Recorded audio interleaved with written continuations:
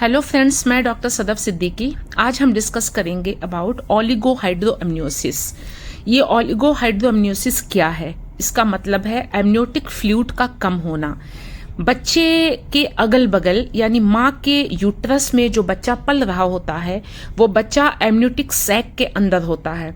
उस सैक में जो पानी होता है उस पानी को एमनियोटिक फ्लूइड बोलते हैं। बाद में यही सैक डिलीवरी के टाइम जो झिल्ली फटती है वो यही वाला सैक होता है जो फटता है, उसके बाद पानी बाहर होता है, उसके बाद डिलीवरी होती है। तो एमनियोटिक फ्लूइड कहाँ से बनता है? एमनियोटिक फ्लूइड शुरू के वीक्स में मदर के पानी से और बाद में बच्चे के यूरिन से मेंटेन होता है। बहुत सी प्रेग्नेंट लेडी जो माँ बनने जा रही हैं उन्हें ये नहीं मालूम होता कि ये जो पानी है इसका क्या काम है, ये कम हो जाए तो क्या दिक्कत आ सकती है, बढ़ जाए तो क्या दिक्कत आ सकती है। आज जो मैं वीडियो बना रही हूँ ये एमनियोटिक फ्लूइड कम होने पे जो दिक्कतें आती हैं उसकी मैं वीडियो बना रही हूँ। तो सबसे पहले हम बात करेंगे कि एमनियोटिक फ्लूइड से फायदे क्या हैं, यानी बच्चे के अगल बगल जो पानी है उससे बच्चे को फायदे क्या होते हैं। सबसे पहले हम बात करेंगे नंबर 1 पे प्रोटेक्शन एंड कुशनिंग। माँ कभी अगर गिर जाती है या उसके पेट पे कोई झटका लग जाता है तो ये जो पानी है वो तकिए की तरह बच्चे को प्रोटेक्ट करता है। नंबर 2 ग्रोथ एंड डायनेमिक्स, गतिशीलता। ये जो फ्लूइड होता है ये यूट्रस के अंदर बच्चे को स्पेस प्रोवाइड करता है जिससे बच्चा अच्छे से मूव कर सके, अपने हाथ पैर खोल सके, मीन्स एक्सरसाइज कर सके, और इससे बच्चे की मसल्स और हड्डियां इनका डेवलपमेंट अच्छे से होता है। Number 3 temperature control. ये पानी जो है ये बेबी का जो बॉडी टेम्परेचर होता है उसको मेंटेन करता है। नंबर 4 पे हम बात करेंगे प्रिवेंशन ऑफ इन्फेक्शन। इस पानी में एंटीबॉडीज होते हैं जो बच्चे के बॉडी के इम्यून सिस्टम को प्रोटेक्ट करते हैं और इसके अगेंस्ट, इन्फेक्शन के अगेंस्ट जो है वो लड़ते हैं। रेस्पिरेशन एंड डाइजेशन, ये नंबर 5 पे हम इसके बारे में बात करेंगे। बच्चा जो है इसी पानी को निगलता है और इसी पानी में सांस लेता है और इसी पानी में यूरिन पास करता है। इससे बच्चे के फेफड़े, गुर्दे और उसका डाइजेस्टिव सिस्टम यानी जो खाने की नली है इसका पूरा डेवलपमेंट होना, इसका विकास होना अच्छे से होता है जब ये पानी कंप्लीट रहता है। इसके अलावा प्रोटेक्शन ऑफ अम्बिलिकल कॉर्ड, जो बच्चे के गले में नाल होती है उस नाल को ये पानी दबने से बचाता है।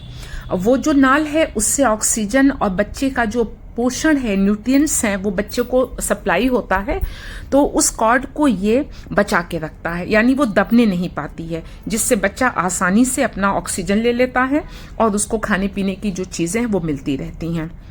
अभी ये हमने बात करा कि एमनियोटिक फ्लूइड जब आपके बॉडी में बच्चे की इर्द गिर्द अच्छे से है तो उससे बच्चे को क्या क्या फायदे मिलते हैं। अब हम बात करेंगे जब ये पानी कम हो जाता है। ये पानी कम हो जाना, इससे कभी भी अगर मदर को झटका लगता है या मदर के पेट पे किसी दूसरे बाहरी बच्चे से झटका लग गया या वो गिर गई तो उसमें बच्चे को डायरेक्ट चोट लगती है। इसके अलावा बच्चे का जो ग्रोथ हो रहा है, जो विकास हो रहा है वो कम होने लगता है, यानी बच्चे का जो है हाथ पैर का जो डेवलपमेंट है वो अच्छे से नहीं होता। बच्चे को इन्फेक्शन हो सकता है, बच्चे के जो फेफड़े हैं उसका विकास नहीं हो रहा है, बच्चे के फेफड़े अच्छे से डेवलप नहीं कर रहे हैं, बच्चे के बोन मसल्स ये डेवलप नहीं कर रहा। यानी जितने भी हमने फायदे बताए हैं, अगर पानी कम होगा तो हर चीज उलट जाएगी, हर चीज में दिक्कत आएगी। अब बात करेंगे कि एमनियोटिक फ्लूइड कम क्यों हो जाता है। बहुत से पेशेंट हैं जिनका फर्स्ट सेकंड अल्ट्रासाउंड हुआ और उसमें एमनियोटिक फ्लूइड बिल्कुल सही रहा, लेकिन कभी कभी थर्ड अल्ट्रासाउंड के दौरान ये पता चला कि पानी कम है, जबकि पेशेंट अच्छे से दवा भी ले रही है। तो मरीजों का ये सवाल होता है कि हमने तो अच्छे से खाया पिया, फिर पानी कैसे कम हो गया। इसके भी कई कॉज हैं, किस वजह से होता है ये हम आपको बताएंगे। नंबर 1 प्लेसेंटा, यानी बच्चे का जो पुरैन जो प्लेसेंटा प्लेसेंटा होता है जिससे बच्चा अपने आप का खाना पानी लेता है, उसकी कोई प्रॉब्लम हो, इसकी वजह से भी एमनियोटिक फ्लूइड जो है कम बनता है। इसके अलावा बच्चे की किडनी यानी बच्चा जो पेट के अंदर है उसके गुर्दे में कोई प्रॉब्लम हो, इसकी वजह से भी पानी कम बनता है। माँ से भी रिलेटेड कई चीज़ें हैं। अगर माँ को डायबिटीज़ है, कोई भी डायबिटीज़ हो, पहले से हो या प्रेगनेंसी में हुई हो, दोनों डायबिटीज़ में हाइपरटेंशन या ब्लड प्रेशर का बढ़ना, वो भी दोनों कंडीशन में, पहले से भी ब्लड प्रेशर रहा हो या प्रेगनेंसी इंड्यूस हाइपरटेंशन हो, प्रेक्लेम्सिया, इन सब कंडीशन में भी माँ का जो पानी होता है बच्चे के इर्द गिर्द वो काफ़ी कम हो जाता है। प्रेगनेंसी का लंबा चलना, कई बार ऐसा होता है जो हमारी डेट होती है LMP, लास्ट डेट से हम 40 वीक्स काउंट करते हैं। 40 वीक्स के अंदर अंदर हमारी जो डिलीवरी है वो हो जानी चाहिए।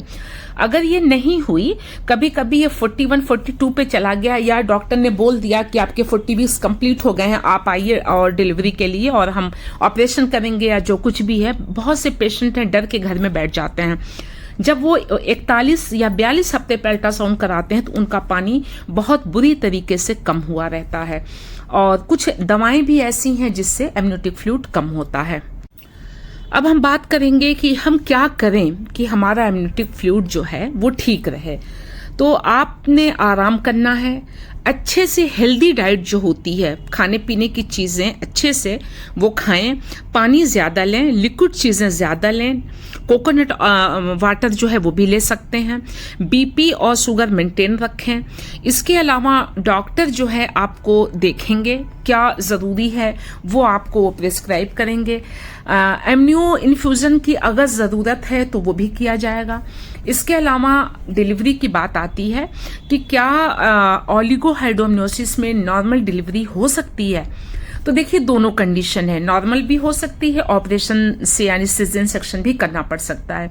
अगर पानी बहुत ज़्यादा कम है यानी 30-31 हफ्ते से ही पानी कम होना स्टार्ट हो गया है तो बेहतर है कि 34-35 वीक्स पे सिजेरियन कर दिया जाए, क्योंकि न करने से बच्चे में और ज़्यादा आगे चल के दिक्कत आएंगी, उसकी ग्रोथ कम होगी तो दिक्कत ज़्यादा आएगी। और अगर नॉर्मल के लिए हम ट्राई करते हैं तो अगर एंड में पानी कम हुआ है, बहुत थोड़ा सा पानी कम है, तो नॉर्मल के लिए भी ट्राई किया जा सकता है।